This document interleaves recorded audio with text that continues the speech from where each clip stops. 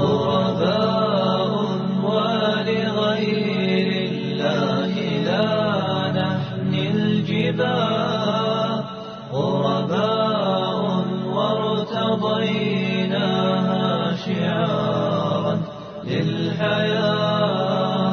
إن تسل عنا فإنا لا نبالي بالطغاة، نحن جند الله دوما دربنا درب الأباء.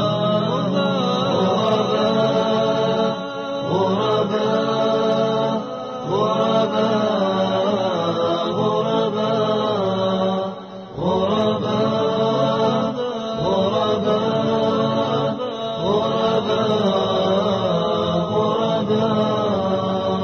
لن نبالي بالقيود بل سنمضي للخلود، لن نبالي بالقيود بل سنمضي للخلود. فلنجاهد ونناضل ونقاتل من جديد، غرباء هكذا الأحرار في دنيا العبيد. فلنجاهد ونناضل ونقاتل من جديد، غرباء هكذا الأحرار في دنيا العبيد. غرباء غرباء غرباء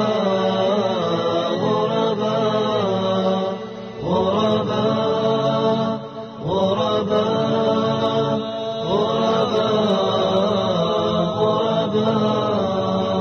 كم تذاكرنا زمانا يوم كنا سعداء، بكتاب الله نتلوه صباحا ومساء. كم تذاكرنا زمانا يوم كنا سعداء، بكتاب الله نتلوه صباحا ومساء. غرباء غرباء غرباء غرباء غرباء غرباء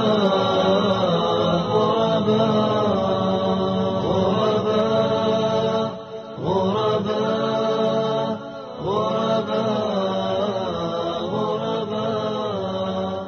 غرباء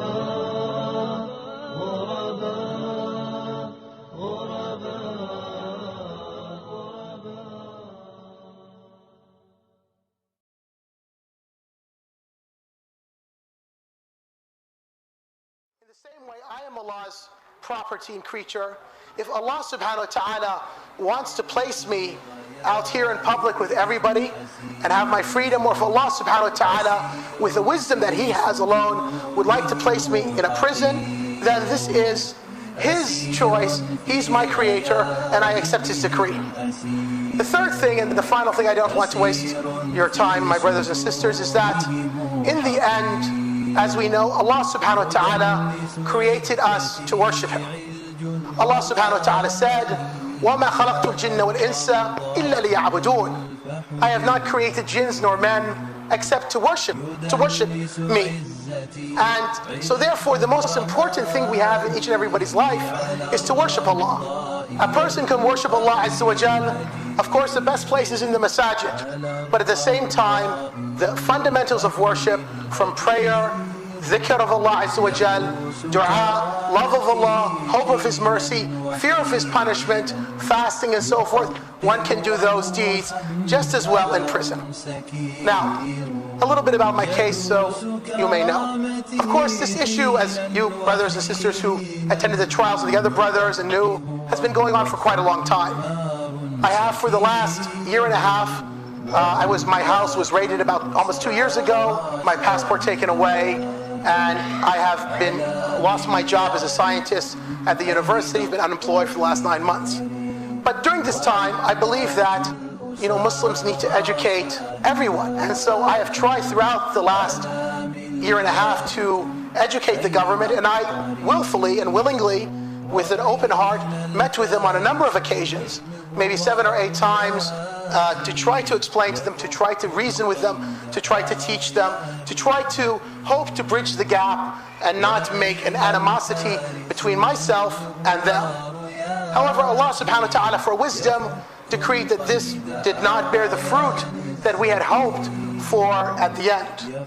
We had asked the government, when they had given me a choice last week to come in and confess to one crime. They said it could be 14 years in jail, or to face this indictment which carries, if I'm found guilty, and Allah, we ask Azza wa Jal to protect me from any evil, will face a life sentence. And of course, I could not sign or agree to something. I remember when I went to my parents, I was quite confused as to what to do. And my mother, she told me, she said, "Son, remember, death only comes once in life."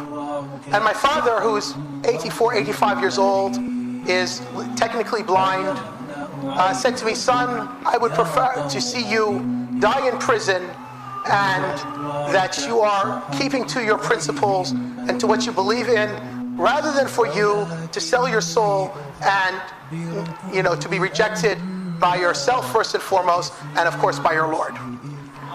And I remembered when I was thinking, and I was trying to figure with my soul, what should I do? The Sharia teaches us, take the lesser of two evils.